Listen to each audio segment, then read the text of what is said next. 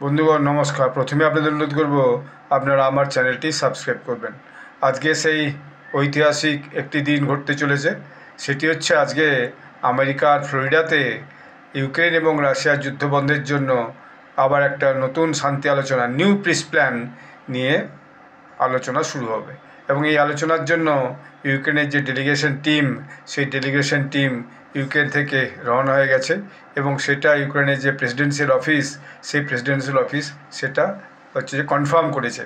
এবং সেখানে দেখা যাচ্ছে ইউকের যে ডেলিগেশন টিম, তাতে যে হেড হচ্ছেন তিনি হচ্ছেন ইউক্রেনের ন্যাশনাল সিকিউরিটি অ্যান্ড ডিফেন্স কাউন্সিলের যিনি অ্যাডভাইসার, তিনি রুস্তেম উমেরভ, তিনি এটা ওখানে হেড হিসাবে সেই টিমের ওখানে প্রতিনিধিত্ব করবেন।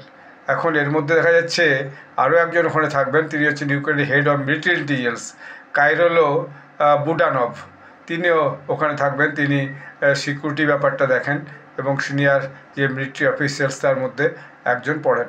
আর আমেরিকার থেকে যিনি থাকবেন, যারা থাকবেন তারা হচ্ছে আমেরিকার secretary of state Marco Rubio, এর বাইরে যিনি স্পেশাল এনভয় স্টিভ উইটকফ, যিনি বিভিন্ন জায়গায় এই যুদ্ধবন্ধের ব্যাপারে দৌত্য করতে থাকেন, তিনি থাকবেন। তিনি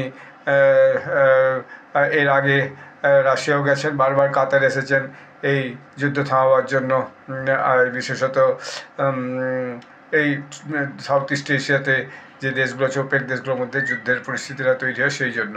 এবং মূলত ইসরায়েল এবং যে গাজার যে ওয়ার, সেই যুদ্ধ থামাবার জন্য।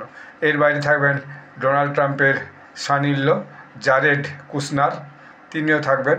এবং ইউক্রেনীয় অফিসাররা আজকে ফ্লোরিডায় পৌঁছে গেলে সেখানে আলোচনাটা হবে। এবং এই আলোচনা যে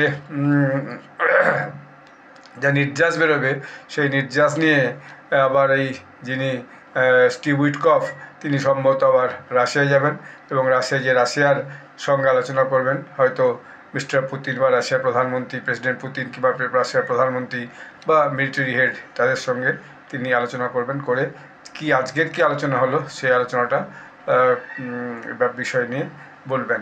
এর আগেও জেনেভাতে একটা আলোচনা হয়েছিল পিস প্ল্যান নিয়ে, সেই পিস প্ল্যানটা বাস্তবায়িত হয়নি। এর মধ্যে দেখা গেল কি ইউক্রেনে একটা ঘটনা ঘটেছে। ইউক্রেনের যে অ্যান্টি করাপশন অফিস আছে, সেই অ্যান্টি করাপশন অফিস, জেলেনস্কির যে অফিসের হেড, সে তাকে অ্যান্ড্রি ইয়েরমার্ক তাকে যে বরখাস্ত করেছে জন্য তার এগেনস্টে করাপশনের চার্জ এসেছে। এই মিটিংয়ের আগেই এরকম একটা ঘটনা ইউক্রেনে ঘটেছে। যাই হোক, আজকের মিটিংয়ে কী ডেভেলপমেন্টটা হয় সেটা আমি আপনাদেরকে পরে জানাবো। ধন্যবাদ।